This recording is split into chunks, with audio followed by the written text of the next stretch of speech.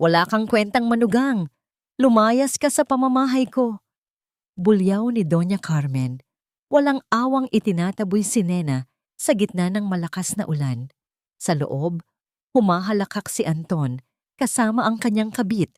Nilulustay ang perang panligtas sana sa naghihingalong ama ni Nena. Ngunit hindi nila alam, ang babaeng itinapon nila sa putikan ang mismong bumibili ng kinakain nila. Babawiin ko ang lahat, panata niya. Paano nga baguguho ang palasyo ng mga mapagmataas? Wala akong 2 milyong piso para sa tatay mong mamamatay na. Nakabaon ng pera sa investment, kaya wag mo akong istorbuhin sa meeting ko. Ang mga salitang iyon ay tila matutulis na patalim na patuloy na humihiwa sa isipan ni Nena. Walang anumang damdamin, walang bahid ng pag-aalala. Ang boses ng kanyang asawang si Anton sa kabilang linya ng telepono kanina ay kasing lamig ng yelo bago nito tuluyang pinutol ang tawag. Ngunit sa kabila ng paninikip ng kanyang dibdib, dahan-dahan pa ring ipinadaos-dos ni Nena ang mainit na plansa sa ibabaw ng mamahaling sando ni Anton. Tiniyak niyang walang kahit na anong lukot ang matitira sa telang sutla. Nakasuot lamang siya ng isang kupas na duster na kayapak sa malamig na sahig habang maingat na inaalagaan ang mga damit ng lalaking piniling talikuran ang buhay ng kanyang ama. Ito ang kalunos-lunos na kabalintunaan ng kanyang buhay. Ibinibigay niya ang lahat upang mapanatiling makinis at perpekto ang imahe ng kanyang asawa, habang ang sarili niyang kaluluwa ay unti-unting napupunit. Nang matapos niya ang pagpaplansa, sinimulan niyang kapkapan ang mga bulsa ng slacks na isinuot ni Anton kahapon. Isang nakasanayang gawain bago ilagay ang mga ito sa lalagyan ng maruruming damit. Sa loob ng kanang bulsa, may nakapa siyang isang nakatupad na papel. Inakala niyang isa lamang itong resibo ng kape o manifestasyon ng mga ordinaryong gastusin. Subalit nang buklatin niya ito, tila biglang huminto ang pag-ikot ng mundo. Isang opisyal na resibo mula sa isang kilalang kasa ng mga mamahaling sasakyan. Binayaran ng buo, 2.5 milyong piso. Cash. Isang bagong sports car na binili noong mismong umagang iyon.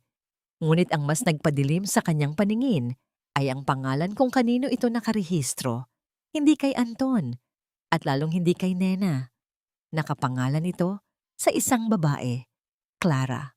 Namamanhid ang mga daliri ni Nena. Binitiwan niya ang pantalon na tila isa itong nagbabagang uling. Ang resibong hawak niya ay yung unti-unting nalulukot habang mariing nangangatal ang kanyang mga kamay. Walang luhang pumatak mula sa kanyang mga mata, ngunit sa loob-loob niya, nararamdaman niya ang gumuho at madurog ang kanyang buong pagkatao. Ang bawat tibok ng kanyang puso ay may kasamang kirot na umaabot hanggang sa kanyang lalamunan. Napuno ng pait ang kanyang bibig. 2.5 milyong piso para sa kaligayahan ng ibang babae. Habang ang tatay niyang nag-aagaw buhay sa isang masikip na ospital ay pinagkaitan ng tulong. Ang perang iyon, ang mismong perang sikreto niyang ipinapasok sa account ni Anton upang protektahan ang dangal nito bilang lalaki, ay ginamit upang tapakan ang kanyang pagmamahal at kitlin ang pag-asa ng kanyang ama. Bumigat ang paghinga ni Nena. Tila nilalamon siya ng malalaking pader ng marangyang kwartong iyon. Bawat mamahaling gamit sa paligid ay biglang nagmistulang mga halimaw na nagtatawanan sa kanyang katangahan. Ang katahimikan ng kanyang pagkasira ay binasag ng mabibigat na yabag mula sa labas ng pinto. Pumasok si Doña Carmen, ang kanyang biyenan. Balot ang ginang ng mamahaling pabango at nakasuot ng makapal na roba na napapalamutian ng mga perlas. Tiningnan nito si Nena mula ulo hanggang paa na may halong pandidiri. Ano ba yung ginagawa mo, Nena? Bakit ka nakatulala dyan na parang namatayan? Ang malas ng mukha mo. Matinis at punong-puno ng pagkasuklam na tinig ng ginang. Dali-daling itinago ni Nena ang nalukot na resibo sa loob ng kanyang palad. Ibinaling niya ang kanyang tingin sa sahig. Isang reflex ng taong sanay ng inaabuso. Sorry po, ma. May iniisip lang po. Garalgal ang boses ni Nena. Pinipigilan ang paghikbi na nagbabadyang kumawala. At ano naman ang iisipin mo kung paano ka muling makakahingi ng pera sa anak ko? Naglakad si Doña Carmen palapit. Pinalalaki ang mga matang puno ng pangmamata. You are acting like a victim again in my house. Mahiya ka nga sa balat mo, Nena. Kung hindi ka pinulot ni Anton mula sa basurahan ninyo, malamang namamatay ka na sa gutom ngayon. Utang na loob mo sa pamilyang ito ang lahat ng kinakain mo. Kaya huwag kang mag-inarte dyan at ipagpatuloy mo ang paglilinis. You are bringing negative energy to this house. Walang alam ang ginang. Walang alam ang pamilyang ito na kung hindi dahil sa mga patagong bank transfer ni Nena, tuwing katapusan ng buwan, matagal na silang nasa kalsada. Ngunit sa halip na ipagtanggol ang sarili, nanatiling tikkom ang bibig ni Nena. Ang sakit sa kanyang dibdib ay masyadong malalim para maibsan ang pagtatalo. Biglang nagliwanag ang screen ng cellphone ni Nena na nakapatong sa mesa.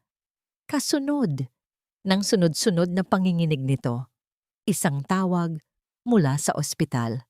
Nanginginig ang kanyang kamay nang sagutin niya ito at idikit sa kanyang tainga. Ang tinig ng nurse sa kabilang linya ay puno ng pagmamadali. Mrs. Nena, kailangan niyo pong pumunta rito ngayon din. Bumagsak po ang vital signs ni Tatay Jun. Tumigil po ang tibok ng puso niya. Kasalukuyan po siyang nire-revive ng mga doktor. Parang bombang sumabog sa utak ni Nena ang mga narinig. Ang natitirang lakas sa kanyang mga tuhod ay tila naubos. Nabitawan niya ang telepono. Wala nang mas mahalaga pa sa sandaling iyon, kundi ang kanyang ama. Kinalimutan niya ang panlalait ng kanyang biyenan at ang panloloko ng kanyang asawa. Tumakbo siya palabas ng kwarto, patungo sa pintuan ng mansyon. Sa labas, bumubuhos ang walang awang ulan, kasabay ng sunod-sunod na pag-ilaw ng kalangitan. Walang pakialam si Nena. Dampot niya ang isang malaking payong na nakasabit malapit sa pinto. Handa nang sumugod sa gitna ng unos. Ngunit bago pa man niya mabuksan ang seradura, marahas na hinablot ni Doña Carmen ang payong mula sa kanyang mga kamay, sabay tulak sa kanya ng malakas pabalik sa loob. Muntik nang mapasubsob si Nena sa makintab na marmol na sahig. Saan ka pupunta? Matalim na sigaw ng ginang. Wala kang karapatang lumabas ng bahay na ito habang hindi pa tapos ang mga trabaho mo.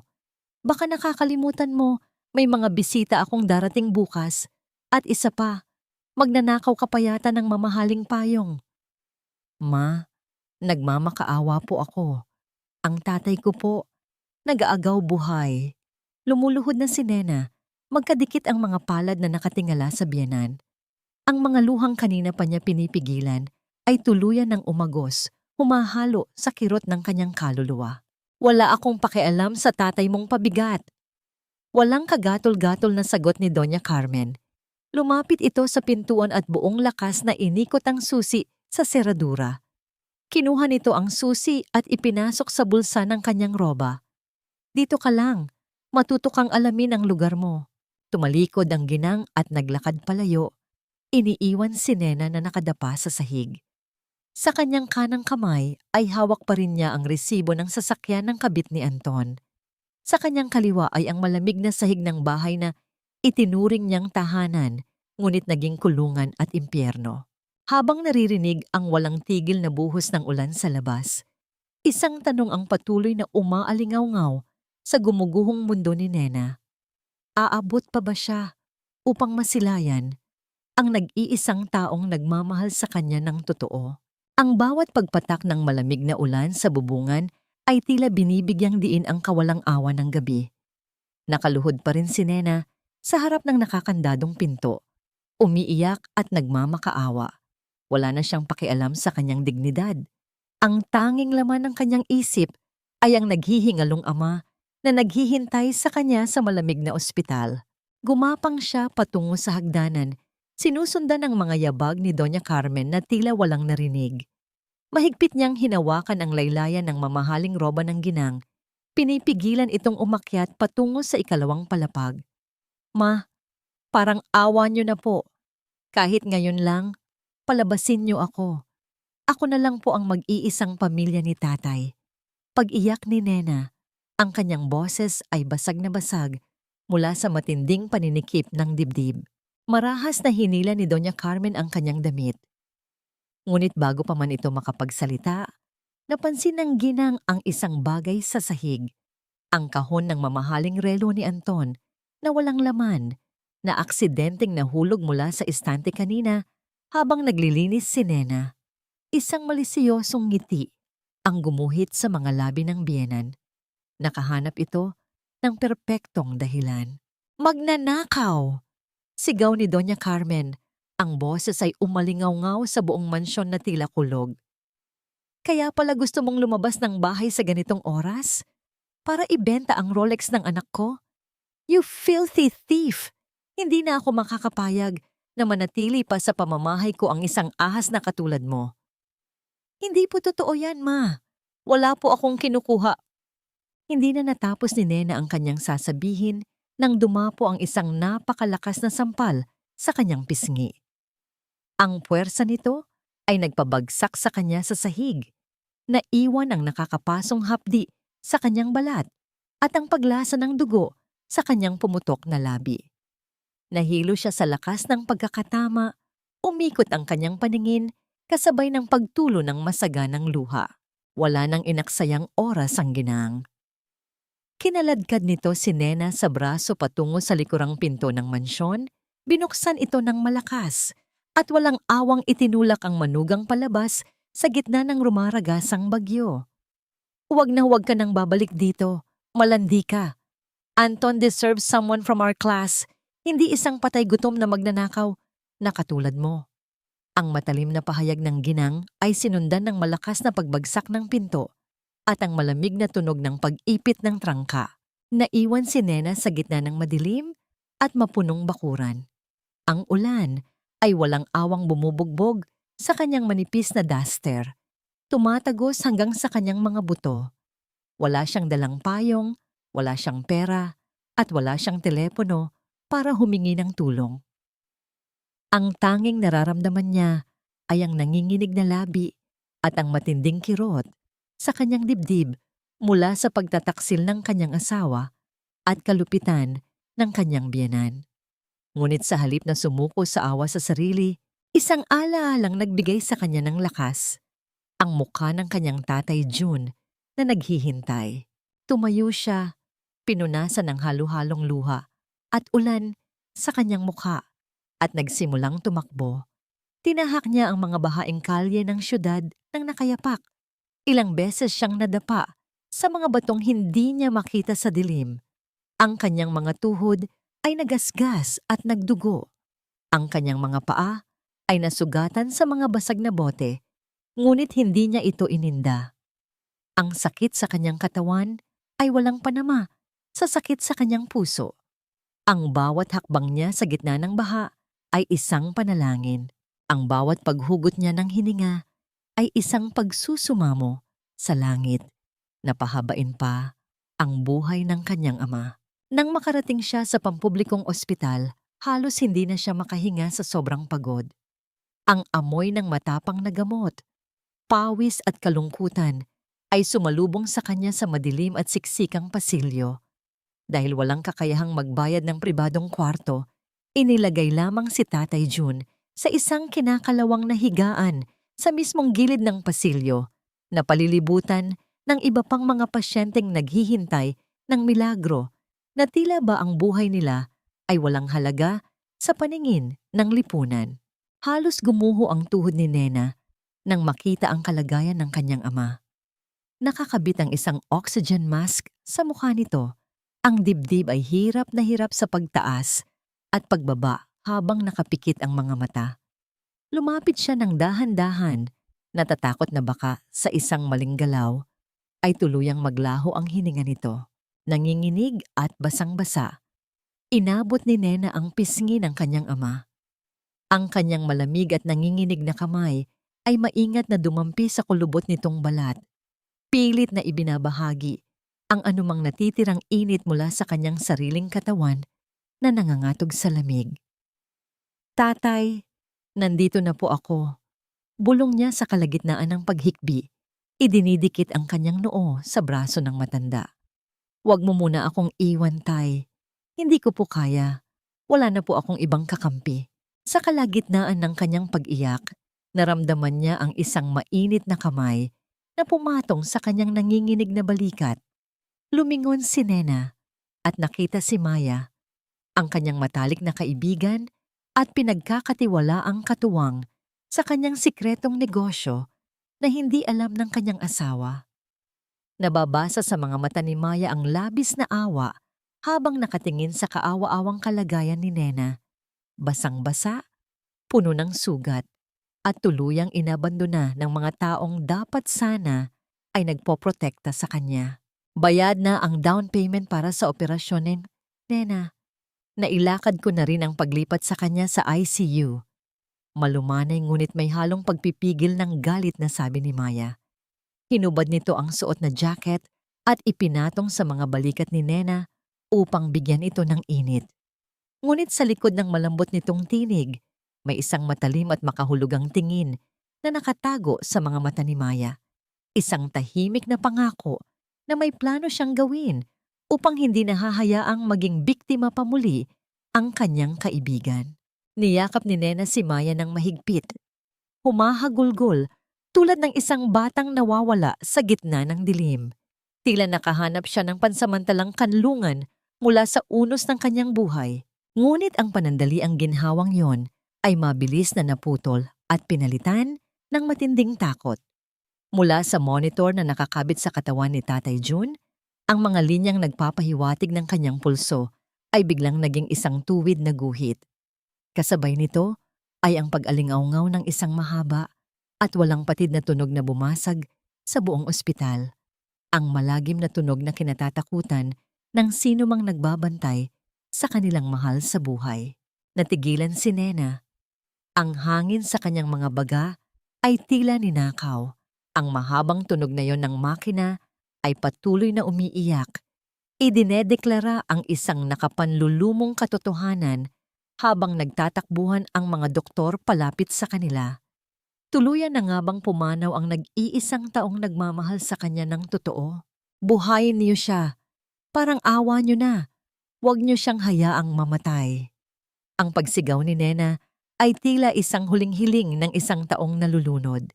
Pinilit siyang ilayo ng mga nurse mula sa kama habang ang mga doktor ay mabilis na kumikilos.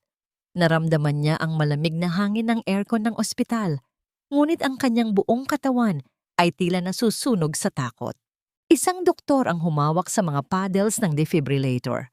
Sa bawat pag-alo ng kuryente sa katawan ng kanyang ama, tila kasamang nayayanig ang buong mundo ni Nena. Pinanood niya kung paano umangat ang dibdib ni Tatay June mula sa kama at muling bumagsak ng walang buhay. Sa ikatlong pagkakataon, ang nakabubulahaw na mahabang tunog ng makina ay biglang naputol.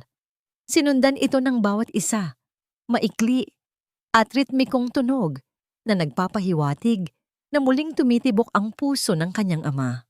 Napasandal si Nena sa pader, dahan-dahang napaupo sa maruming sahig ng ospital habang ang kanyang mga luha ay walang tigil sa pag-agos. Buhay ang kanyang ama, ngunit ang bawat hininga nito ay hiram na lamang sa makina. Kailangan niya ng operasyon sa loob ng 48 oras, Nena.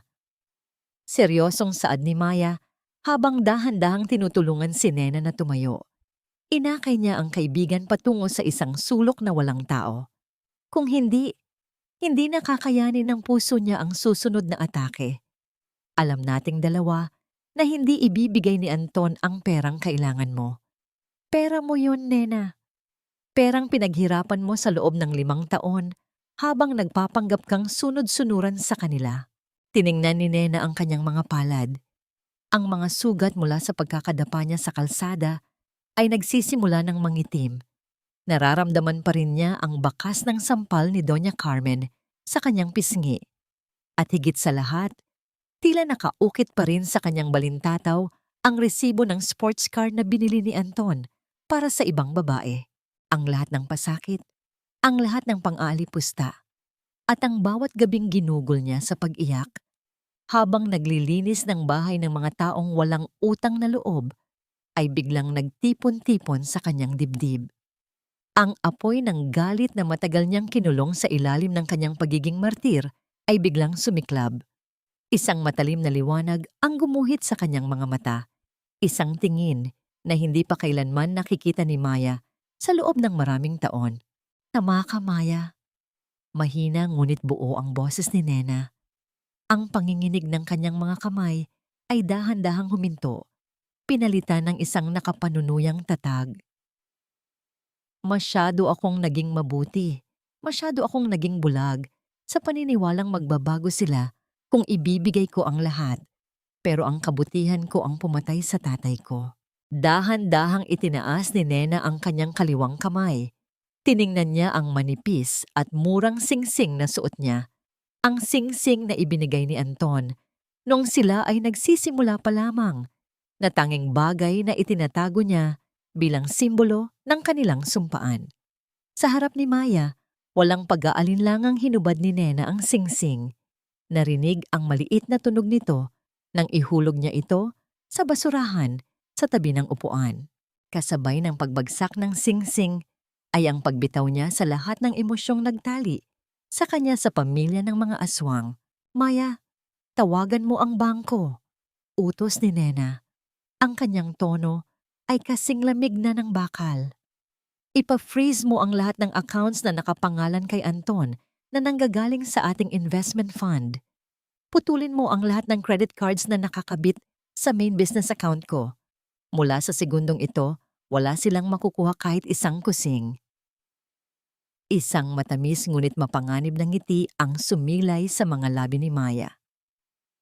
Ito ang matagal ko nang hinihintay na marinig mula sa iyo, Madam CEO. Kinuha ni Nena ang kanyang telepono mula sa bag ni Maya. Pagkabukas niya ng screen, isang notification ang bumungad sa kanya.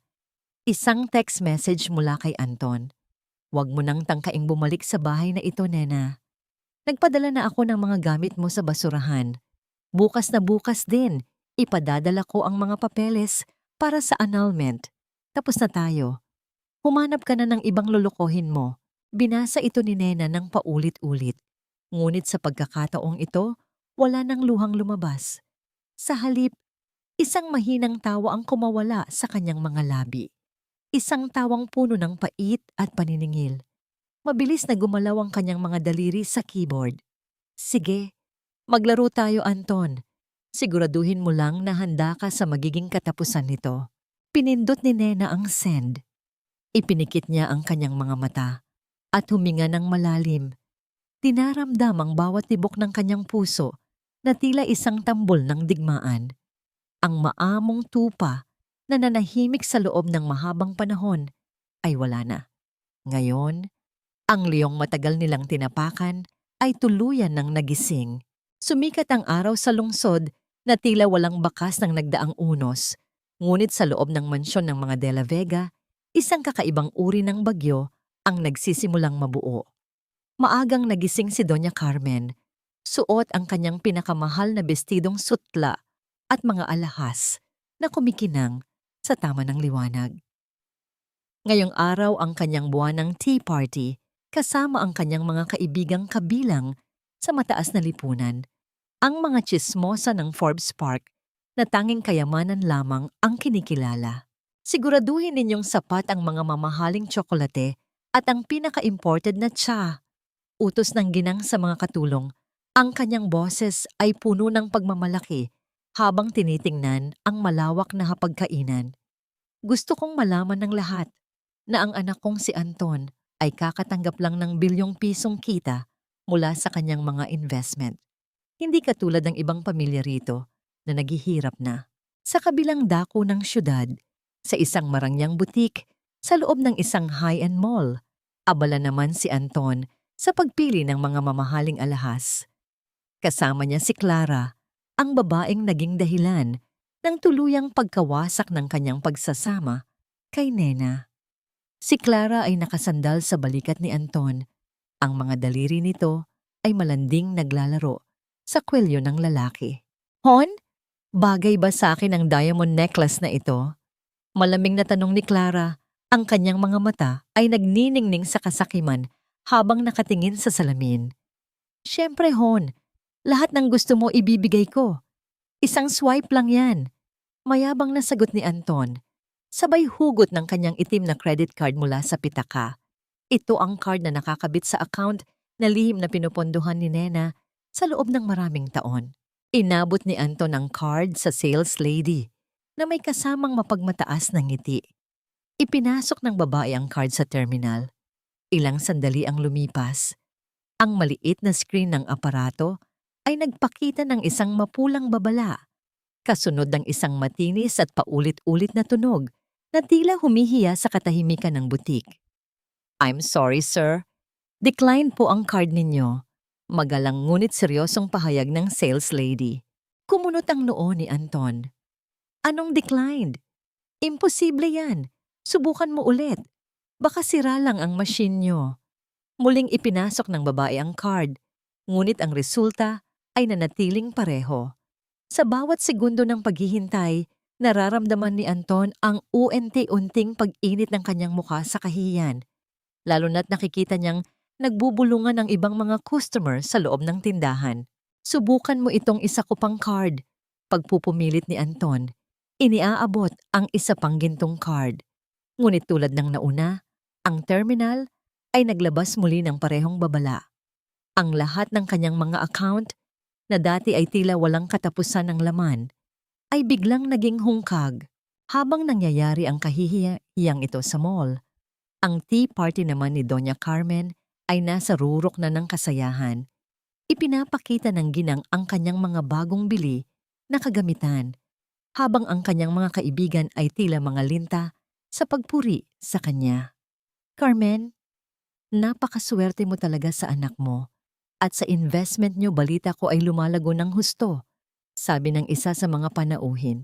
Ay, wala yon. Maliit na bagay lang, sagot ni Carmen bago tinawag ang manager ng catering service para bayaran ang balanse ng kanilang marangyang merienda. Kinuha niya ang kanyang supplementary card, ang card na ibinigay ni Anton sa kanya, na sa katotohanan ay galing din sa pawis ni Nena. Nang iswipe ng manager ang card, ang paligid na kanina ay puno ng tawanan, ay biglang binalot ng isang nakabibinging katahimikan. Ang manager ay tumingin kay Doña Carmen nang may pag-aalinlangan. Madam Carmen, hindi po tinatanggap ang card nyo. Sabi po rito, account closed na po ito. Mahinang sabi ng manager, ngunit sapat na para marinig ng lahat ng mga naroon. Tila tumigil ang tibok ng puso ni Doña Carmen.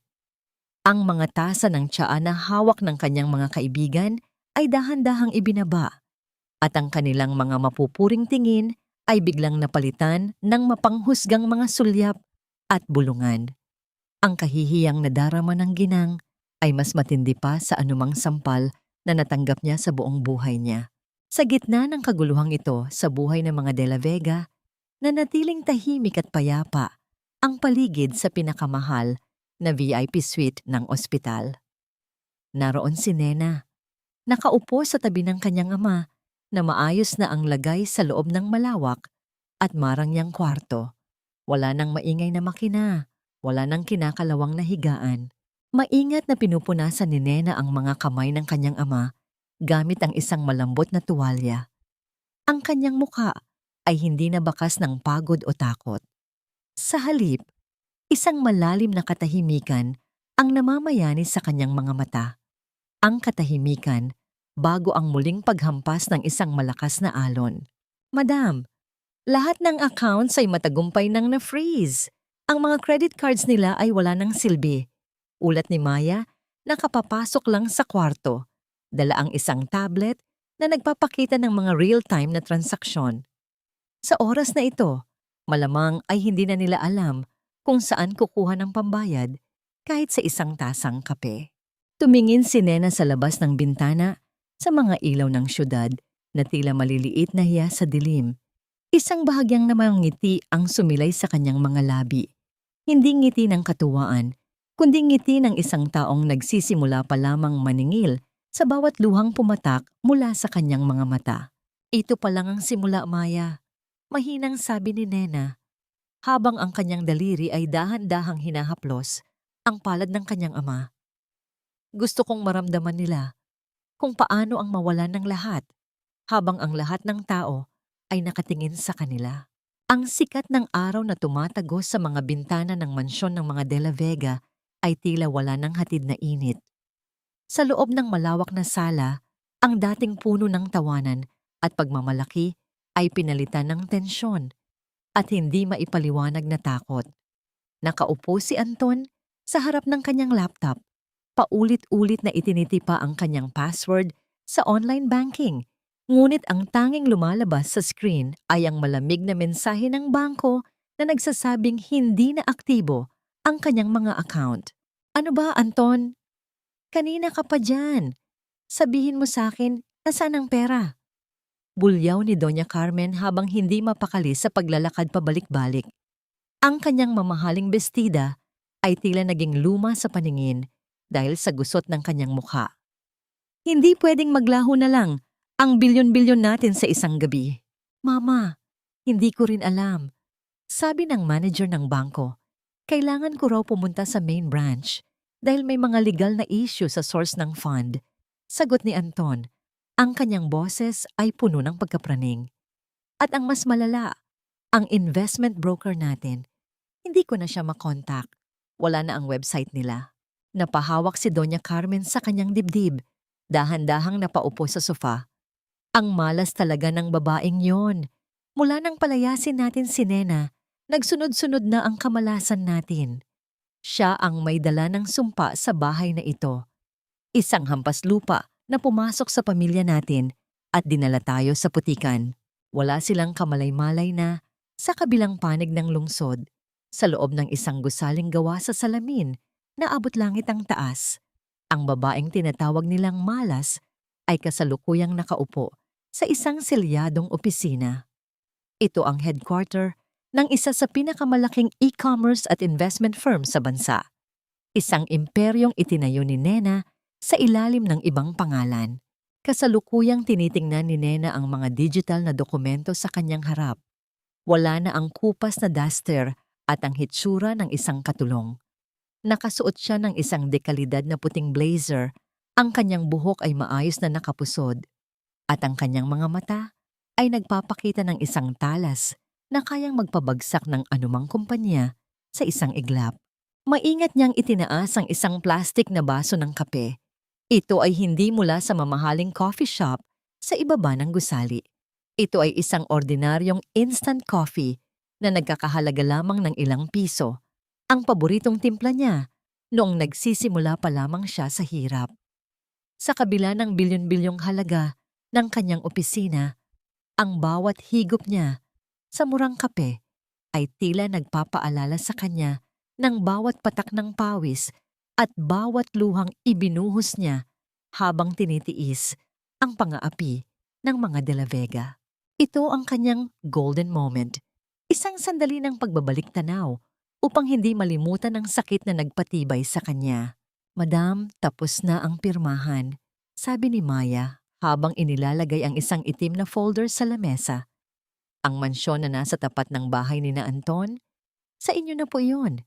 Bukas na bukas din ay magsisimula na ang paglilipat ng mga gamit ninyo. Ibinaling ni Nena ang kanyang tingin kay Maya.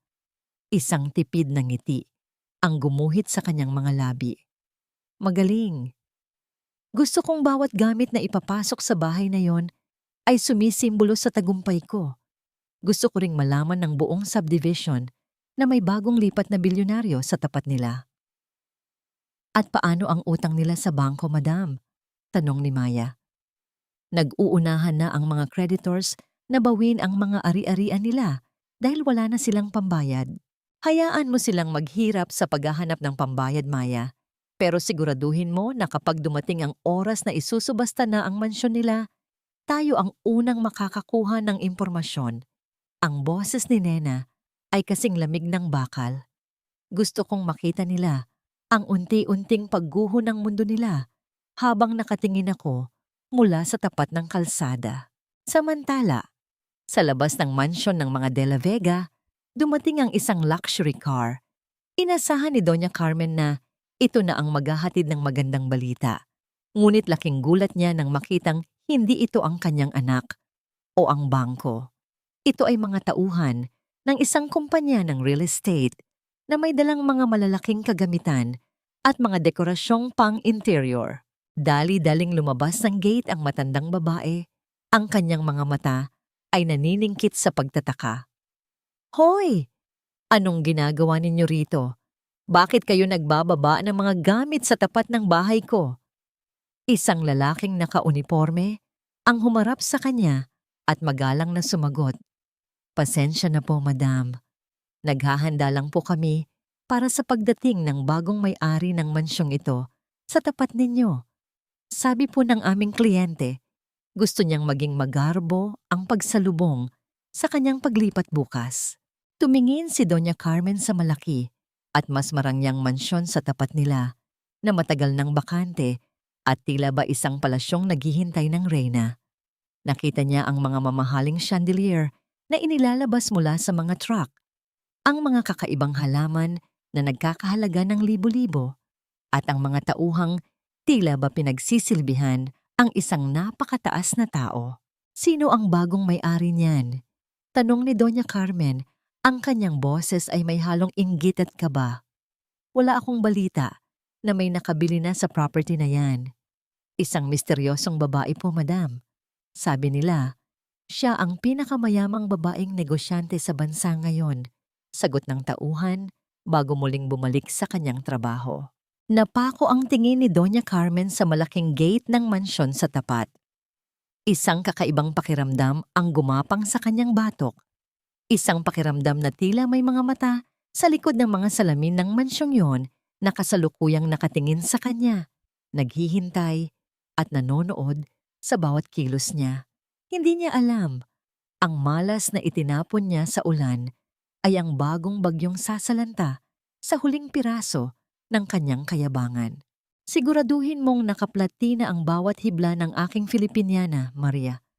Ayokong magmukhang kasing dungis ng nakaraang gabi ang aking anyo sa harap ng Diyos at ng ating mga kaibigan.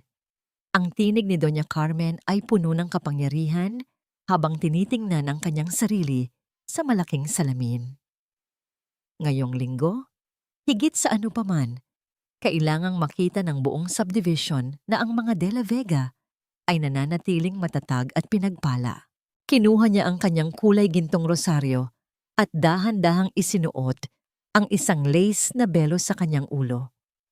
Sa paningin ng lahat, siya ang huwaran ng debosyon at kabanalan.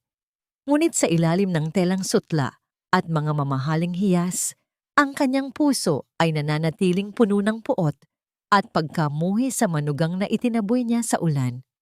Para sa kanya, ang pagdarasal ay hindi pakikipag-usap sa may kapal, kundi isang entablado upang ipakita ang kanyang higit na mataas na katayuan.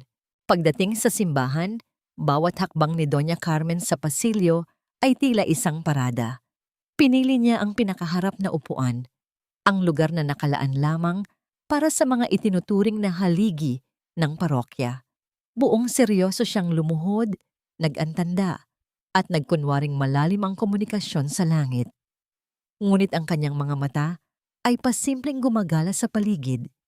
Binibilang kung sino ang nakatingin sa kanya at tinitiyak na ang lahat ay nakasaksi sa kanyang kababaang loob. Nang dumating ang sandali ng pag-aalay, tumayo si Doña Carmen ng may labis na pagmamalaki. Ito ang bahagi ng misa na pinakahihintay niya, ang sandali, kung saan ipapakita niya sa lahat ang kanyang pagiging mapagbigay. Kinuha niya mula sa kanyang pitaka ang isang checkbook. Maingat siyang sumulat ng isang tseke na nagkakahalaga ng 500,000 piso. Isang donasyong sadyang ginawa niyang malaki upang makuha ang atensyon ng lahat. Inilagay niya ang tseke sa basket ng abuloy ng may dahan-dahang galaw. Tinitiyak na makikita ng katabing mga tsismosa ang dami ng zero na nakasulat doon.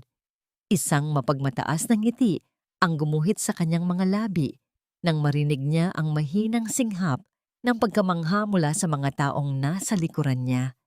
Sa sandaling iyon, naramdaman niyang muli ang kanyang kapangyarihan. Ngunit ang katahimikan pagkatapos ng misa ay binalot ng isang hindi inaasahang tensyon. Habang naglalakad si Doña Carmen palabas ng simbahan, napansin niyang ang mga dating nangiti ng kanyang mga kaibigan ay napalitan ng mga kakaibang bulungan. Isang nurse na kaibigan ng pamilya ang lumapit sa kanya. Ang mukha ay puno ng pag-aalinlangan. Doña Carmen, totoo ba ang naririnig ko? Na ospital daw ang tatay ni Nena at hindi niyo man lang tinulungan. Mahinang tanong nito, ngunit sapat na para marinig ng iba pang mga kababaihan sa paligid. Biglang tumigas ang anyo ng ginang. Huwag kang makinig sa mga maling balita. Ang babaeng yon ay isang magnanakaw at walang utang na loob. Kami pa nga ang biktima rito. Bago pa man siya makahakbang palayo, lumabas ang kuraparoko mula sa sacristy. Bit-bit ang checking kakabigay lang niya. Ang mukha ng pari ay bakas ng matinding pagkadismaya. Doña Carmen, sandali lang po. Tawag ng pari. Sa gitna ng maraming tao, itinaas nito ang tseke. Ipinasok po namin ito sa aming system para sa online deposit, ngunit agad itong tinanggihan ng bangko. Account frozen at insufficient funds ang nakalagay. Baka po may pagkakamali lang. Tila bumagsak ang kisame ng simbahan sa ulo ni Doña Carmen. Ang mga bulungan ng mga tao ay biglang lumakas. Tila mga bubuyog na humuhuni sa paligid ng kanyang kahihiyan. Ang mga tsismosa na kanina ay humahanga sa kanya ay lantarang nang nagtatawanan at nagtatakip ng bibig. Ang tsekeng dapat sana ay mag-aangat sa kanya ay naging mitya ng kanyang tuluyang pagbagsak sa paningin ng komunidad. Imposible! Baka sira ang internet niyo! Sigaw ni Doña Carmen. Ang kanyang boses ay pumiyok sa tindi ng nerbiyos. Agad siyang tumalikod at halos tumakbo patungo sa kanyang sasakyan. Iniwan ang kanyang tsinelas na luma sa gitna ng pasilyo sa tindi ng pagmamadali. Nang makarating siya sa mansyon, sinalubong siya ng isang mas malalang balita. Nakita niya si Anton na nakaupo sa sahig ng sala. Hawak ang kanyang ulo, habang sa paligid nila ay may mga lalaking nakauniforme na nagsisimulang magkabit ng mga sticker sa kanilang mga kagamitan. Anong nangyayari rito, Anton? Galing sa galit at takot na tanong ni Doña Carmen. Mama, nalaman ng bangko na ang titulo ng bahay na ito ay ginamit ko bilang collateral sa isang loan na hindi ko nabayaran. Garalgal na sagot ni Anton. At ang mas masahol pa, si Clara. Kinuha niya ang sports car at lahat ng cash na itinago ko sa vault. Iniwan niya ako, Mama. Wala na tayong natira. Napahawak si Doña Carmen sa kanyang dibdib. Ang hangin sa kanyang mga baga ay tila unt-unting nauubos. Tumingin siya sa bintana, patungo sa mansyong nasa tapat nila. Doon, nakita niya ang isang pamilyar na anino sa likod ng malaking salamin ng ikalawang palapag. Isang babaeng nakatayo ng matuwid, nakatanaw sa kanilang kaguluhan ng may kalmado at malamig na presensya. Sa sandaling iyon, ang huling piraso ng katinuan ni Doña Carmen ay tila niyanig. Ang bawat panalangin niyang ginamit bilang sandata laban sa iba ay tila bumalik sa kanya bilang isang sumpa.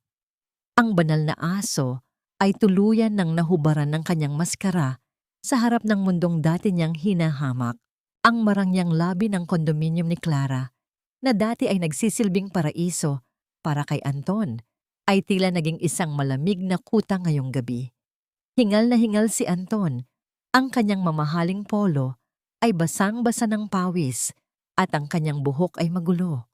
Wala na ang kintab ng kanyang sapatos at ang kanyang mukha ay bakas ng matinding desperasyon. I'm sorry, Sir Anton, but Miss Clara gave strict instructions na huwag kayong papasukin. Ang malamig na pahayag ng security guard habang nakaharang sa tapat ng elevator. Anong hindi papasukin? Ako ang nagbabayad ng unit na yan. Tabi! Bulyaw ni Anton. Pilit na sumisingit ngunit mabilis siyang napigilan ng dalawa pang gwardiya. Ang ingay ng kanilang pagtatalo ay umalingaw-ngaw sa tahimik na lobby. Nakakukuha ng pansin ng ibang mga residente na nakatingin sa kanya ng may halong pandidiri. Eksaktong bumukas ang pinto ng elevator at iniluwan nito si Clara. Ngunit hindi siya nag-iisa. Nakakapit siya sa braso ng isang lalaking mas matanda. Ngunit kitang-kita ang yaman sa suot nitong relo at kasuotan. Hawak ni Clara ang susi ng bagong sports car, ang sasakyang binili ni Anton, gamit ang huling sentimo ng kanilang pondo. Clara! Clara! Kausapin mo ako! Bakit mo ginagawa ito? Sigaw ni Anton. Ang kanyang boses ay puno ng pait. Huminto si Clara. Dahan-dahang tinanggal ang kanyang sungglasses at tiningnan si Anton mula ulo hanggang paa. Isang mapanuyang tawa ang kumawala sa kanyang mga labi. Anton, look at yourself. You're a mess. Wala ka na ngang pera. Wala ka pang bahay. Akala mo ba seryoso ako sa'yo? You were just a bank account with a face. And now that the bank is closed, we're done. Pero ang sasakyan, ang pera sa vault. Ibalik mo sa akin, Clara. Kailangan ko yon para iligtas ang bahay namin. Pagmamakaawa ni Anton, ang kanyang mga mata ay nagsisimula nang mangilid ang luha sa tindi ng kahihiyan. It's under my name now, Anton. Gift mo yon, di ba? Sige na, baka malate pa kami sa dinner namin ni Tito. Guard, pakilabas na itong istorbo na ito. Malamig na utos ni Clara bago tuluyang tumalikod. Ang ugong ng makina ng sports car na papalayo ay tila isang huling sampal sa mukha ni Anton habang kinakaladkad siya ng mga gwardiya palabas ng gusali. Mag-isa si Anton sa gilid ng kalsada, nakaupo sa gutter habang dumadaan ang mga sasakyan. Ang bawat patak ng ambon sa kanyang balat ay tila karayom na tumutusok sa kanyang pagkatao. Sa unang pagkakataon, sa loob ng maraming taon, naramdaman niya ang tunay na gutom. Hindi lamang gutom sa pagkain, kundi gutom sa kalinga. Napadaan siya sa isang maliit na karinderya sa kanto. Ang amoy ng mainit na sinigang at bagong saing na kanin ay humahalimuyak sa hangin. Biglang nanariwa sa kanyang alaala ang imahe ni Nena. Naalala niya kung paano siya palaging pinagluluto nito ng paborito niyang ulam pagdating niya mula sa trabaho. Naalala niya ang malambot na tinig nito habang tinatanong siya kung kumusta ang kanyang araw, kahit na palaging singhal at pagbabaliwala lamang ang isinasagot niya rito. Sa gitna ng ingay ng mga sasakyan at tawanan ng mga tao sa paligid, tumulo ang isang butil ng luha mula sa mga mata ni Anton. Ngayon lamang niya napagtanto na ang lahat ng luho, ang lahat ng yabang, at ang lahat ng kaibigang nakapaligid sa kanya ay mga anino lamang na naglalaho kapag wala na ang ilaw ng kanyang salapi. Si Nena ang kanyang pundasyon, ang kanyang proteksyon mula sa lupit ng mundo. Ngunit siya mismo ang bumasag sa pundasyong yon. Dinala siya ng kanyang mga paa sa dating boarding house na tinutuluyan ni Nena nung nagsisimula pa lamang sila, isang maliit at lumang gusali sa isang masikip na eskinita. Inasahan niyang baka naroon ito, baka sakaling doon ito nagtago kasama ang kanyang ama. Nena? Nena, nandyan ka ba? Tawag niya habang kinakatok ang kupas na pinto. Ang bawat pagtama ng kanyang kamao sa kahoy ay naglalabas ng tunog na puno ng kawalan. Isang matandang babae ang lumabas mula sa katabing pinto. Wala na sila rito, iho. Matagal na silang umalis. Sabi ng tatay niya, may kukuha na raw sa kanila na isang anghel. Saan sila nagpunta? May address ba kayo? Desperadong tanong ni Anton. Umiling ang matanda. Wala silang sinabi. Pero bago sila umalis, ang ganda ng hitsura ni Nena. Hindi na siya yung dating babaeng palaging nakayuko at mukhang pagod. Para siyang isang reyna na muling nabuhay. Napaupo si Anton sa tapat ng pintuan. Ang kanyang likod ay sumandal sa malamig na pader. Ang bawat pintig ng kanyang puso ay nagsusumigaw ng pangalan ng babaeng kanyang minaliit. Sa gitna ng dilim ng eskinita, naramdaman ni Anton ang bigat ng lahat ng kanyang pagkakamali. Wala kaming pakialam kung saan kayo matutulog, madam. Trabaho lang ang ginagawa namin. May utos na ang korte na kailangang bakante na ang bahay na ito bago maghating gabi. Ang mga salitang iyon ng isang opisyal ay tila mga martilyong pumupukpok sa bawat hibla ng dangal ni Doña Carmen. Sa labas ng kanilang mansyon, ang ingay ng ulan ay hinaluan ng tunog ng mga kagamitang marahas na inilalabas mula sa loob. Ang mga mamahaling sofa na gawa sa Italianong katad, ang mga kristal na vase, at maging ang mga nakadesenyong kurtina ay tila mga basura na lamang na itinatambak sa gilid ng basang kalsada. Pagdating ni Anton, ang kanyang mga mata ay nanlaki sa nasasaksihan. Nakita niya ang kanyang ina na nakaluhod sa putikan sa tapat ng kanilang gate, mahigpit na nakakapit sa binti ng isang sheriff. Ang kanyang Filipiniana na kanina lamang ay simbolo ng kanyang kabanalan sa simbahan ay puno na ngayon ng dumi at mantsa. "Ma, anong nangyayari?" Sigaw ni Anton habang tumatakbo patungo sa kanyang ina. "Anton, sabihin mo sa kanila! Sabihin mo sa kanila na hindi pwedeng gawin ito sa atin. Kami ang mga De La Vega." Paghagulgol ni Doña Carmen, ang kanyang boses ay naging matinis at basag, malayo sa dating malumanay at mapagmataas na tono. Ngunit ang mga opisyal ay tila mga ribultong walang naririnig. Patuloy sila sa paglalagay ng malalaking pulang sticker na may nakasulat na "Foreclosed" sa malaking gate ng mansyon. Bawat idinidikit na sticker ay tila isang tatak ng kahihiyan na hindi na kailanman mabubura. Sa paligid ng kalsada, ang mga kapitbahay na dati ay tila mga aninong nakatago sa likod ng kanilang sariling mga gate ay isa-isang lumabas. Ang mga tsismosang kaibigan ni Doña Carmen na kanina lamang ay kasalo niya sa tsa ay naroon ngayon. May hawak na mga payong at hindi maitago ang mga mapanuyang ngiti sa kanilang mga labi. Naririnig ni Anton ang kanilang mga bulungan, mga salitang tila mga lason na kumakalat sa hangin, mga salita tungkol sa karma, tungkol sa pagiging mapagpanggap, at tungkol sa pagbagsak ng mga nagmamalinis. Marahas na kinuha ng isang tauhan ang malaking portrait ng pamilya De La Vega mula sa sala. Sa harap mismo ni na Anton at Carmen, aksidente itong nabitawan at bumagsak sa semento. Narinig ang tunog ng pagkabasag ng salamin nito at ang guhit ng bitak ay tumama mismo sa mukha ni Anton at ng kanyang ina sa litrato. Ang imahe ng kanilang perpektong pamilya ay literal na nagkapitak-pitak sa ilalim ng ulan. Sa gitna ng kaguluhang ito, naramdaman ni Anton ang matinding paninikip ng dibdib. Wala siyang pera, wala siyang koneksyon, at ngayon ay wala na rin siyang bubong na masisilungan. Ang bawat gamit na itinatapon sa labas ay paalala ng bawat kasalanang ginawa niya kay Nena. Ang mansyong ito na itinayo sa pagsisikap ng kanyang asawa ay kinukuha na sa kanila dahil sa kanyang sariling kahangalan. "Saan tayo pupunta, Anton? Sabihin mo sa akin, saan tayo matutulog?" Ang boses ni Doña Carmen ay puno na ngayon ng tunay na takot. Wala na ang kanyang maskara ng kabanalan. Tanging isang matandang babaeng nawawalan ng katinuan ang natira. Bago pa makasagot si Anton, isang matinding liwanag ang biglang bumulag sa kanila. Ang lahat ng tao sa kalsada ay napalingon sa direksyon ng mansyong nasa tapat nila, ang pinakamalaki at pinakamahal na property sa buong subdivision na matagal nang bakante.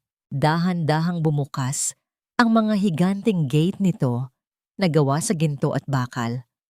Ang mga garden lights nito na nagkakahalaga ng milyon-milyon ay isa-isang bumukas na nagbigay ng liwanag na kasing ningning ng araw sa gitna ng madilim na gabi. Ang kintab ng mga bintana nito ay tila nanunukso sa madilim at malamig na kalagayan ni na Anton. Isang itim at kumikinang na Rolls Royce ang dahan-dahang lumabas mula sa garahe ng mansyong yon at huminto mismo sa tapat ni na Anton. Ang lahat ay natahimik, maging ang mga opisyal ng bangko at ang mga tsismosa ay napatigil sa kanilang ginagawa. Ang hangin ay tila naging mabigat sa tensyon habang dahan-dahang bumubukas ang pinto ng sasakyan. Ang katahimikan sa buong subdivision ay tila naging isang mabigat na kumot na bumalot sa lahat. Ang mga kapitbahay na kanina ay nagbubulungan, ang mga sheriff na nagkakabit ng sticker, at maging ang ulan na tila nagbigay daan sa sandaling ito. Lahat ay nakatitig sa babaeng lumabas mula sa Rolls Royce. Dahan-dahang itinaas ni Nena ang kanyang paningin. Wala na ang takot. Wala na ang mga balikat na palaging nakayuko sa bigat ng mga gawaing bahay. Nakasuot siya ng isang marangyang asul na silk gown na lapat sa kanyang katawan. Napapalamutian ng isang mamahaling kwintas na tila kumukuha ng bawat hibla ng liwanag mula sa kanyang mansyon. Ang kanyang buhok ay maayos na nakastyle at ang kanyang mga mata ay nagpapakita ng isang talas na kayang tumunaw sa kahit na anong yelo. Hindi makagalaw si Anton. Ang kanyang bibig ay bahagyang nakabukas habang pilit na pinoproseso ng kanyang isip ang nakikita. Nena, mahina niyang bulong. Ang kanyang boses ay tila isang hangin na nawala sa gitna ng unos. Hindi maaari ito. Sa tabi niya, si Doña Carmen ay tila nakakita ng multo. Ang matanda ay napakapit sa kanyang dibdib. Ang kanyang mga mata ay nanlalaki habang pinagmamasdan ang manugang na itinaboy niya sa ulan, ilang gabi lang ang nakararaan. Ang babaeng tinawag niyang malas, ang babaeng itinapon niya sa putikan, ay ngayon ay nakatayo sa harap nila bilang isang reyna. Dahan-dahang naglakad si Nena patawid sa basang kalsada. Sa bawat hakbang ng kanyang mga diamanteng takong, naririnig ang tunog ng pagtama ng sapatos sa semento na tila isang martilyo ng hustisya. Hawak ni Maya ang isang malaking itim na payong sa itaas ni Nena. Tinitiyak na walang kahit isang patak ng ulan ang dapo sa kanyang balat. Ito ang payong na dati ay ipinagkait sa kanya, ngunit ngayon ay simbolo na ng kanyang proteksyon. Huminto si Nena sa tapat ni na Anton at Doña Carmen na kasalukuyang nakasalampak sa tabi ng kanilang mga basang kagamitan. Tiningnan niya sila mula sa itaas. Ang kanyang mukha ay walang bakas ng galit, tanging isang malamig at nakapanunuyang awa ang makikita. Mukhang hindi kayo handa sa pagdating ng bago ninyong kapitbahay. Malumanay na sabi ni Nena. Ang kanyang boses ay kasing linaw ng kristal. Nena, anong ibig sabihin nito? Sa iyo ang mansyong yan? Paano? Desperadong tanong ni Anton habang pilit na tumatayo. Ngunit mabilis siyang hinarang ng dalawang malalaking bodyguard ni Nena. Hindi sumagot si Nena. Sa halip kinuha niya mula kay Maya ang isang makapal na folder. Binuksan niya ito at kinuha ang ilang piraso ng papel. Ito ang mga dokumento ng inyong loan na nag-default at ito naman ang deed of sale na nagpapatunay na binili ko ang utang ninyo mula sa bangko. Paliwanag ni Nena. Ang kanyang daliri ay dahan-dahang sumusubaybay sa mga letra sa papel. At ito ang listahan ng lahat ng pondong pumasok sa account mo, Anton, sa loob ng 5 taon. Lahat iyan ay galing sa aking kumpanya. Ako ang bumubuhay sa inyo, Anton. Ako ang nagbayad para sa mansyong ito, para sa mga pagkain ninyo, at maging sa mga alahas na suot ng ina mo. Account closed na po ang buhay ninyo sa bahay na ito. Dugtong ni Nena, inuulit ang mga salitang sinabi sa kanya ni Doña Carmen noong huli silang magkita. Kinuha ni Nena ang isang puting panyo mula sa kanyang maliit na bag. Dahan-dahan niyang pinunasan ang isang maliit na bahid ng putik na tumalsik sa kanyang braso. Pagkatapos, nang makita niyang nakatingin si Doña Carmen, dahan-dahan niyang binitiwan ang panyo. Pinanood nila kung paano ito dahan-dahang lumipad sa hangin bago lumapag sa putikan, sa tabi mismo ng tuhod ng matandang babae. Nena, mahal. Nena, patawarin mo ako. Biglang sigaw ni Anton. Sa harap ng lahat ng kapitbahay na nanonood, muling lumuhod si Anton at pilit na inaabot ang gayon ng damit ni Nena. Nagkamali ako. Niloko lang ako ni Clara. Ikaw lang ang mahal ko, Nena. Balik tayo sa dati. Pwede tayong tumira sa mansyong yan, magkasama. Isang mahinang tawa ang kumawala sa mga labi ni Nena. Isang tawang tila musika ng paghihiganti. Balik sa dati, noong pinababayaan mo akong kumain ng tira-tira habang nagpapakasasa kayo sa pera ko. Noong pinabayaan niyo ang tatay ko na halos mamatay dahil sa 2 milyong piso na ginastos mo lang sa kabit mo. Tumingin si Nena kay Doña Carmen na ngayon ay nanginginig na sa galit at kahihiyan. At ikaw, Ma, salamat sa sampal na ibinigay mo sa akin. Iyon ang gumising sa akin para makita kung gaano kayo kadumi. Huwag kayong mag-alala. Hindi ko kayo hahayaang mamatay sa gutom. May mga shelter naman ng simbahan para sa mga taong tulad ninyo.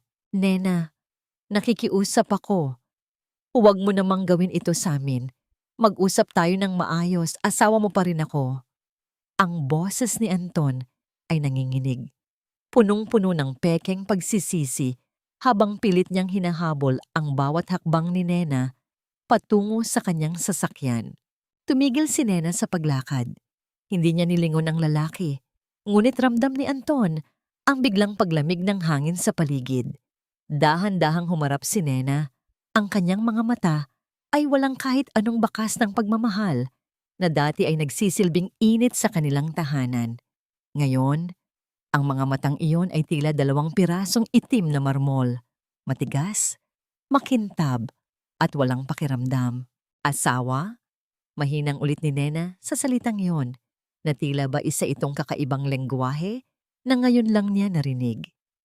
Ang asawang kilala ko ay namatay na noong gabi ring hinayaan mong mag-agaw buhay ang tatay ko para lang maibili ng sports car ang kabit mo. Ang lalaking nasa harap ko ngayon ay isang estranghero na nagtatangkang magnakaw ng awa mula sa akin.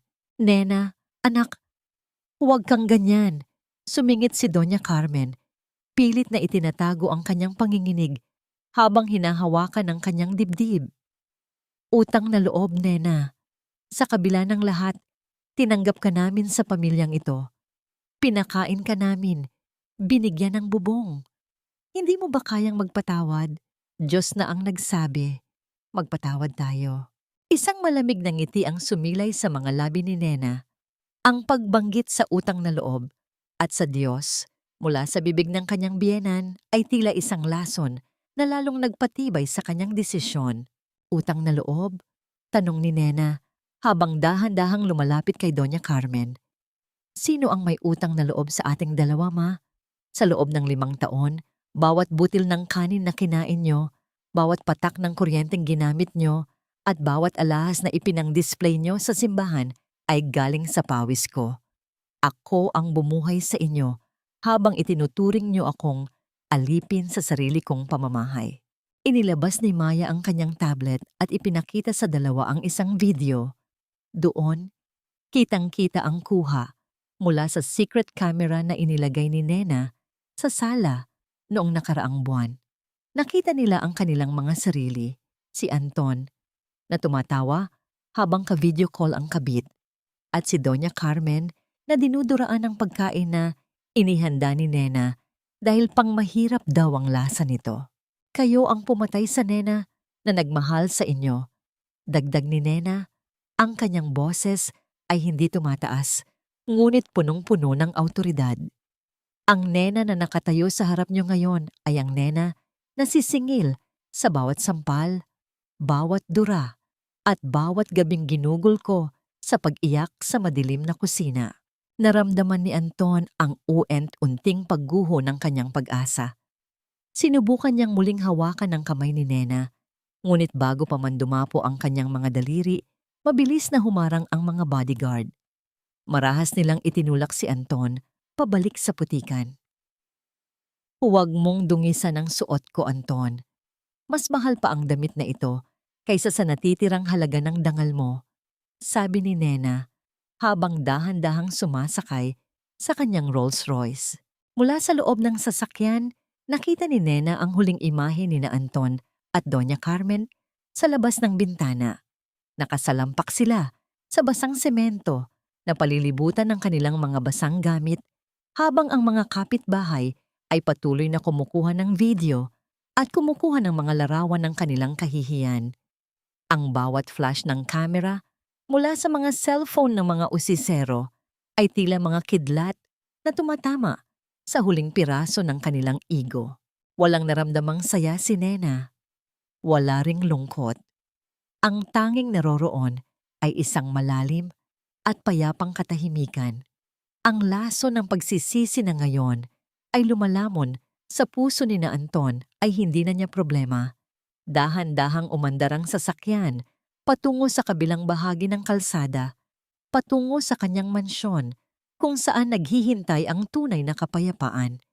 Narinig ang tunog ng pag-lock ng pinto ng sasakyan, ang huling tunog na naghiwalay sa mundo ni Nena mula sa madilim na nakaraan. Ang pagpasok ni Nena sa loob ng kanyang bagong mansyon ay tila pagpasok sa isang mundo kung saan ang oras ay huminto sa pagpaparusa sa kanya. Ang malawak na pasilyo na gawa sa puting marmol ay maliwanag, hindi dahil sa mga mamahaling chandelier, kundi dahil sa pakiramdam ng kalayaan na bumabalot sa bawat sulok nito. Wala na ang amoy ng luma at mapang-aping hangin ng pamilya de la Vega. Dito, ang bawat hininga ni Nena ay kasing presko ng umaga. Dahan-dahan siyang naglakad patungo sa garden room sa likurang bahagi ng bahay. Doon, nakita niya ang kanyang ama, si Tatay Jun, na nakaupo sa isang komportableng wheelchair sa harap ng malalaking salaming bintana. Nakatingin ang matanda sa mga halamang maayos na nakatanim sa labas. Ang kanyang muka ay payapa at hindi na bakas. Ang hirap na pinagdaanan sa pampublikong ospital. Tatay! Mahinang tawag ni Nena. Ang kanyang boses ay biglang lumambot, na wala ang talim at lamig na ipinakita niya kanina sa labas ng gate. Dahan-dahang lumingon si Tatay Jun nang makita niya ang kanyang anak, isang matamis at nanghihinang ng ngiti ang gumuhit sa kanyang mga labi.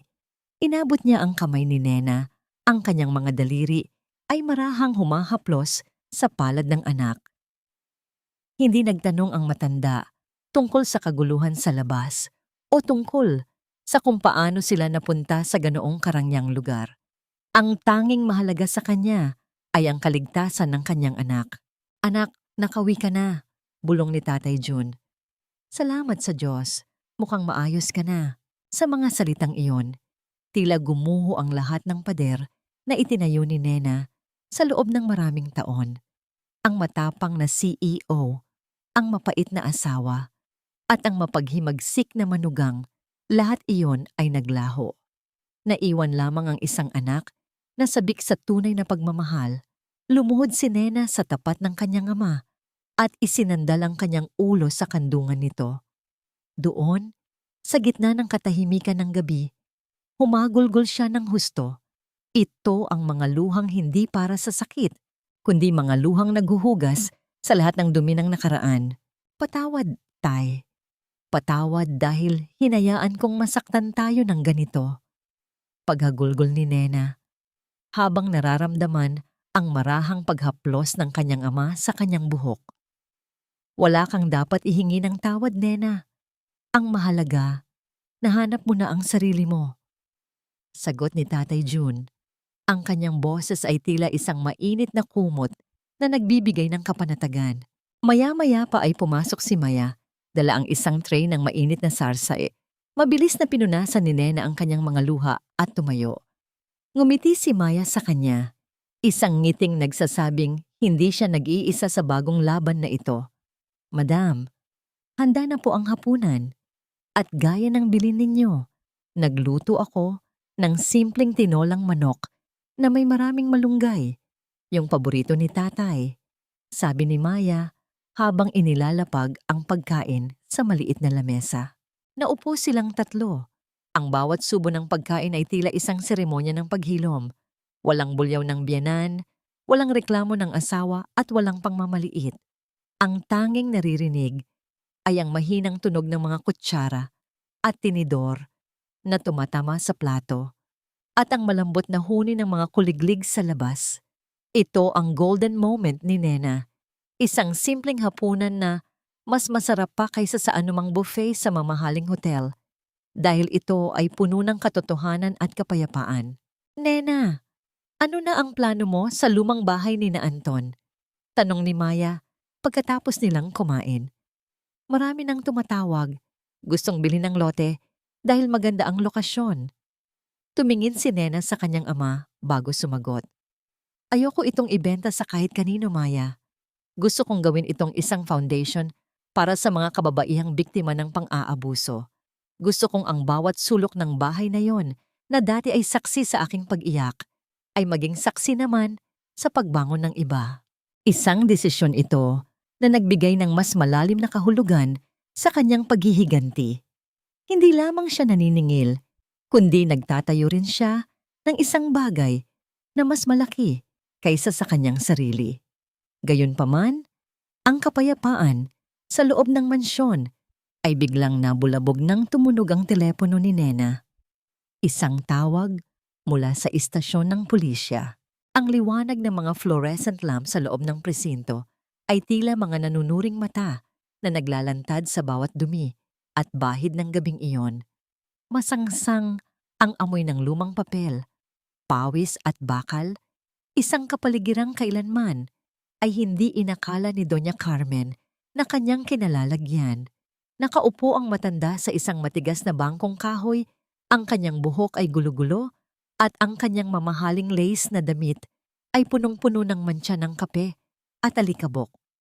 Sa tabi niya, si Anton ay nakapuso. Ang kanyang muka ay may mga gasgas at ang kanyang mga mata ay bakas ng matinding pagkapahiya. Nang pumasok si Nena sa loob ng istasyon, tila huminto ang pag-ikot ng mundo para sa mag-ina. Ang tunog ng kanyang marahang paglakad ay umalingaw-ngaw sa tahimik na silid. Suot ang isang simpleng beige na trench coat, ngunit may dalang aura ng hindi matitinag na kapangyarihan. Tumayo si Nena sa harap ng rehas na naghihiwalay sa kanila. Nena! Nena, salamat at dumating ka! Sigaw ni Anton. Pilit na tumatayo at lumalapit sa rehas. Sabihin mo sa kanila, Nena. Sabihin mo sa kanila na hindi namin sinasadyang manakit. Gutom lang kami, Nena. Ikaw ang may kasalanan nito. Kung hindi mo kami pinayas, hindi kami aabot sa ganito. Tiningnan ni Nena si Anton nang walang kahit anong emosyon. Ang bawat salita ng lalaki ay tila mga tuyot na dahon na tinatangay ng hangin. Walang bigat, walang saysay. Huwag mong gamitin ang gutom bilang dahilan ng iyong kawalan ng dangal, Anton. Malumanay na sagot ni Nena. Maraming taong nagugutom sa mundong ito, ngunit hindi sila nagnanakaw at hindi sila nananakit ng kapwa. Ang iyong kasakiman ang nagdala sa iyo rito, hindi ang aking pag-alis. Wala kang puso. Biglang bulyaw ni Doña Carmen, ang kanyang boses ay pumiyok sa tindi ng puot. Isang hamak na manugang kalang na pinasok namin sa aming tahanan. Ngayon, pinapanood mo kaming mabulok dito? Demonyo ka, Nena. Sinadya mo itong lahat para ipahiya kami. Isang bahagyang buntong hininga ang kumawala sa mga labi ni Nena. Lumapit siya ng isang hakbang, sapat na upang makita ng matanda ang kanyang mga mata. Sa loob ng 5 taon, tinawag niyo akong pamilya, ngunit itinuring niyo akong alipin. Sa loob ng 5 taon, tinawag niyo ang sarili ninyong banal, ngunit ang inyong mga puso ay puno ng bulok na sistema. Ngayon, ang batas na ang kakausap sa inyo.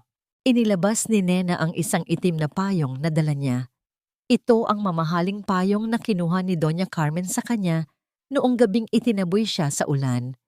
Dahan-dahan itong inilapag ni Nena sa counter ng pulisya, malapit sa kinalalagyan ng matanda. Ito na ang huling bagay na nag-uugnay sa atin, Ma, sabi ni Nena. Ibinabalik ko na ang lahat ng sakit at lahat ng pang-aapi na ibinigay niyo.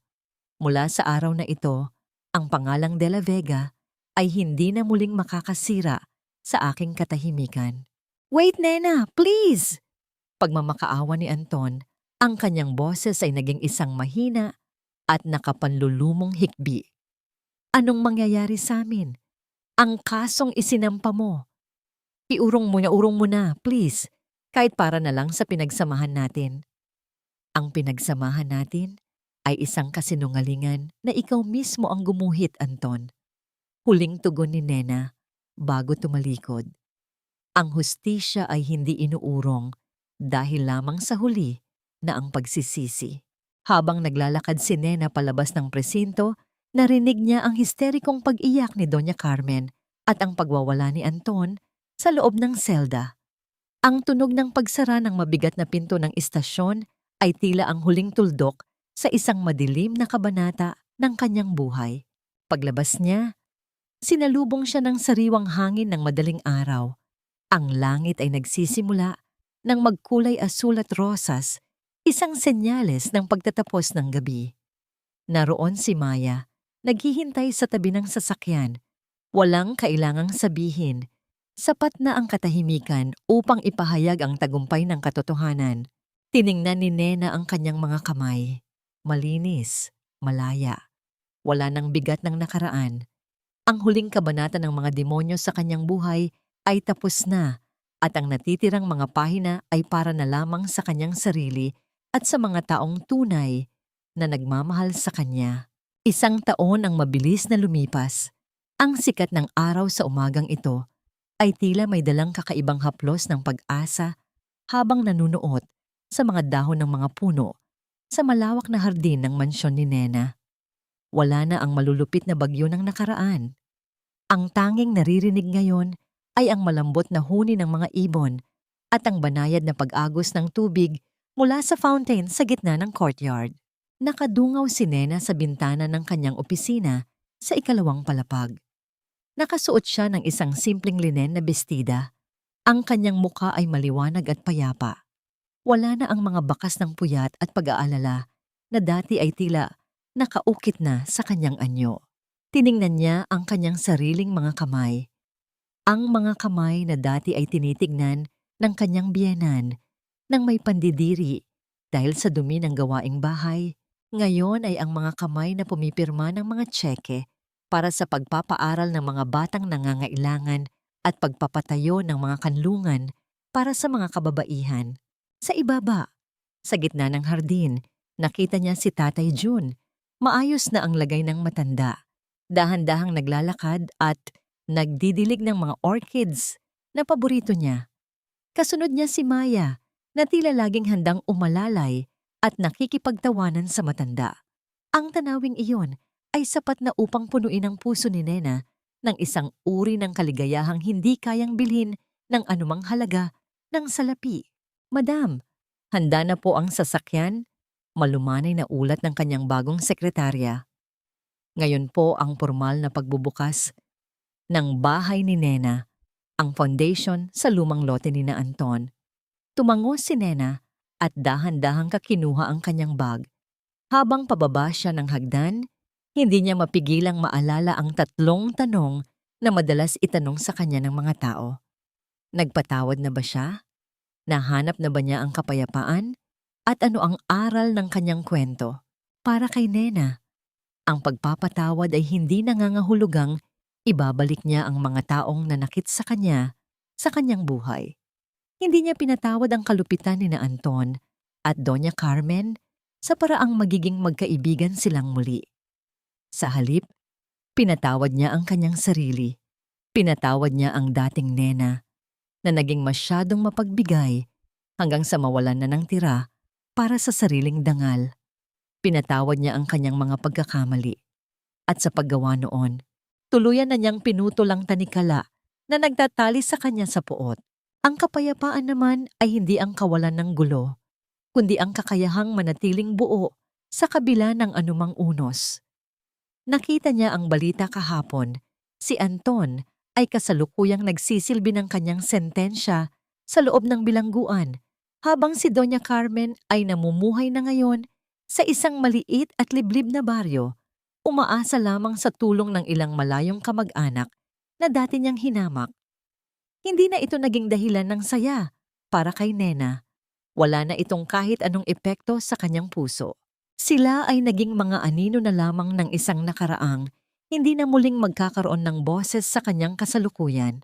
Pagdating niya sa bahay ni Nena, isang grupo ng mga kababaihan ang sumalubong sa kanya ng may mga ngiti at luha ng pasasalamat. Ang bawat isa sa kanila ay may kani-kaniyang kwento ng pasakit. Ngunit dito, Sa ilalim ng bubong na itinayo, mula sa mga labi ng isang gumuho na palasyo, nakahanap sila ng bagong simula.